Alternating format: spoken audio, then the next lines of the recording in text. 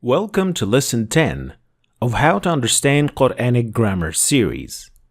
Out of all the previous 9 lessons of this series, this lesson is by far the most important.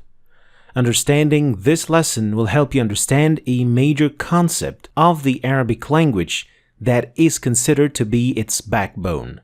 For the last 3 lessons, we've been discussing the Arabic verb. We've learned the concept of pronouns in Arabic with all its kinds, and we also learned how to conjugate verbs in the past and in the present. But today's lesson won't be about the imperative conjugation, since unlike past and present verbs, the imperative form does not have regular conjugations that you can apply on the majority of verbs. So in order to learn how to deal with the imperative verbs and deepen our knowledge about the structure and the meaning of Arabic verbs, it is very important to understand the morphology of Arabic verbs. So what is morphology? Morphology means how words in Arabic are made and where they are derived from. That's why today's main topic will be about rooting. So let's get started. In Arabic, every single word, including verbs, nouns, basically everything, is formed from a 3-letter root. This root plays a major role in the formation of the meaning of the word. So for example, the root of the word kitab, which means a book, is kataba, which is, if you translate it, it would mean to write. And the root of katib, which is a writer, is also kataba. And maktub, which means written, the root of this word is kataba. Maktaba, which means a library, its root is also kataba. Maktab, which means a desk, has the same root, and so does Kutab, kutub, in kataba. And all of these words have the same root, which is kataba. So all of these words, in spite of the fact that we cannot say that they are identical, and actually some of them are nouns, some are verbs, and others are adjectives, so they really are different, but it is undeniable that all of them come close to each other in meaning. This is because they are all derived from the same root. And as you can see, all these words contain the 3 letters of the root. So they have a piece of the meaning of the root. Kaf, ta, and ba. Ka-ta-ba, which means to write. Now, each of these words that you see here is a variation of the same root. To derive these variations out of this root, you need to use something called a measure. This measure is what we use to go from here, from the root, to there, to the variation.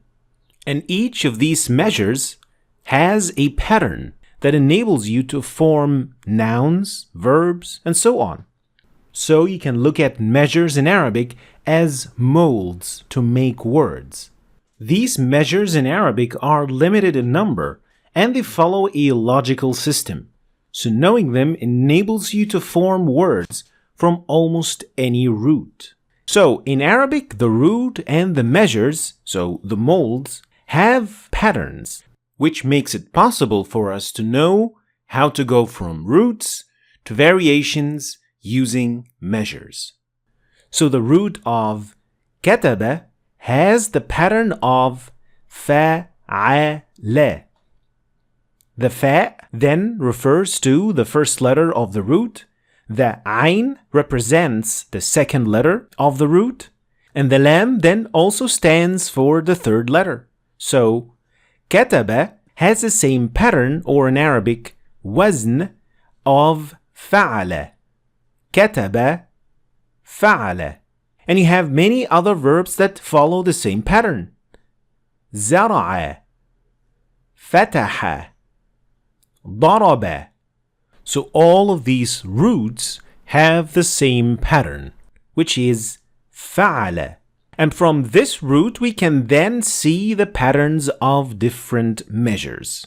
In other words, it gives you an indication as to how to form variations using different measures, since it helps you to know which letters are the root letters, using whatever measure you want to use. To understand this even more, let's see how we can use this knowledge in reality. So we have the root كتب, which has the wazn or the pattern of فعل. Now the meaning of كتب, as I've just said, means to write. So its variations will all have something to do with the meaning of this root, which is to write. So let's apply one of the measures, like for example the measure of فاعل. This measure also adds to the meaning of the root. فاعل adds the meaning of the one who does the root. So applying the measure فاعل to كتب will give us كاتب. So we knew how to form the word كاتب out of كتب because we know where to put the alif in the word, since we know that the fa represents the first letter, which is the kaf, and the ain represents the second letter, the ta, and the lam stands for the last letter, which is the ba. So when we apply the measure of fa'il that has alif in it, we know that the alif would then come in between the fa, or the kaf in this case, and the ain or the ta of kataba. So then we would go from kataba to katib. Now, can you guess what the meaning of the word katib is? Well, when you remember that the root of katib is kataba, which means to write, and that the measure adds another dimension to the meaning, which is the one who does the root, you can then simply conclude that the meaning of katib is writer. Similarly, alima means to know, and its pattern is fa'ila. When you apply the same measure, which is fa'il, to it, we would have alim. What do you think alim means? If we derive it from the root alima, which means to know, and we apply the measure fa'il, which means the one who does the root. Alim means a scientist. Let's have one last example. The root la'iba means to play. Let's apply the same measure to it, that is fa'il. You would then get la'ib. And by now, you should have already guessed that la'ib means player. So all Arabic words have roots. Words belonging to the same root share a bit of the meaning of the root. From this root, you can apply measures. This measure adds a dimension to the meaning of the root to form a new word or a variation, which you can know its approximate meaning by putting two and two together. Now, the reason why we're talking about this is because we want to understand how Arabic verbs are made. Now, when it comes to Arabic verbs, there are 10 measures, which is to say that there are 10 different ways that the three-letter root can be changed to. 10 different patterns that the root can follow. These measures, as we explained, add a certain dimension to the original meaning of the root. So to learn the Arabic verbs in the Quran, it is important to learn these 10 measures of the Quranic verbs. For instance, the root alima, which means to know. We see it used in the Quran in this example.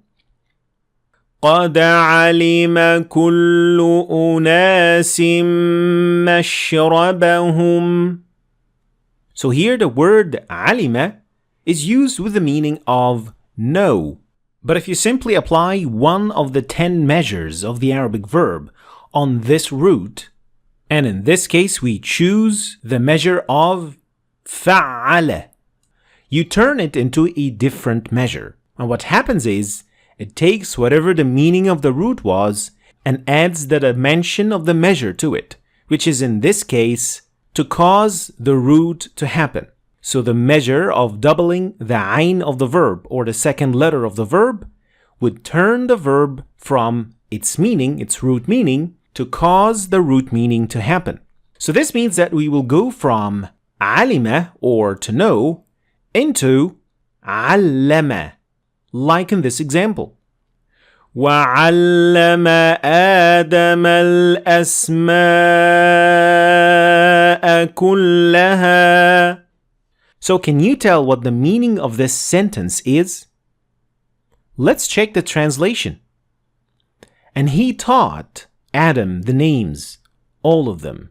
So as you can see, allama is derived from alima, but because we've applied a certain measure to it, which is fa'ala, which is to double the ayn of the verb, or the second letter of the verb, it turned it from to know into to cause the root, which is to know, to cause it to happen, which is in other words, to teach. So here we understood this sentence in this way because we knew that allama means to teach. Now, your knowledge of these measures will help you greatly to understand the Quran very easily without having to learn every single form of the verb that you see in the Quran. By simply learning what this measure or mold means and what kind of meaning it adds to the word, you can simply conclude the meaning of verbs without having to learn every single form of the verb. There are in total 10 measures or forms of the Arabic verbs, and studying this chart and learning it by heart will turn you into an expert at Arabic verbs. By simply using this chart, you can know the approximate meaning of the verb and its measures without having to learn every single one of them. So knowing the meaning of the root will be enough to know so many different variations of the word by applying the meaning of the measure to the meaning of the root. This chart will be the main topic of our next lesson, in which we'll explain in detail with example from the Quran, inshallah. So, what's your takeaway from today's lesson? First, all words in Arabic can be tracked to 3-letter roots. First letter of the root has the name fa. The second letter of the root has the name a. The third letter of the root has lam. So every root has the pattern of fa'ala with the fa, ayn, and lam. Second, words that share the same root also share part of the meaning one way or another. These words are in essence variations of the same root. And to make these variations, you apply certain measures. These measures like fa'il, maf'ul, and so on, they carry another piece of the meaning of the word, which is added to the original meaning of the root. When it comes to Arabic verbs, there are 10 different measures for verbs in the Quran, which will help us understand and or derive verbs using these patterns. Finally, don't forget to check out the description for the homework of this lesson. It is quite important. And it is also important to watch this lesson again to fully grasp the ideas discussed in it. And it is absolutely imperative to watch it again before lesson 11, inshallah.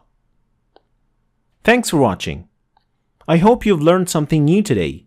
If you did, please like and share the video for other people to learn from it. And don't forget to subscribe to our channel if you want to see more videos like this. Thanks for watching, and I'll see you in lesson 11.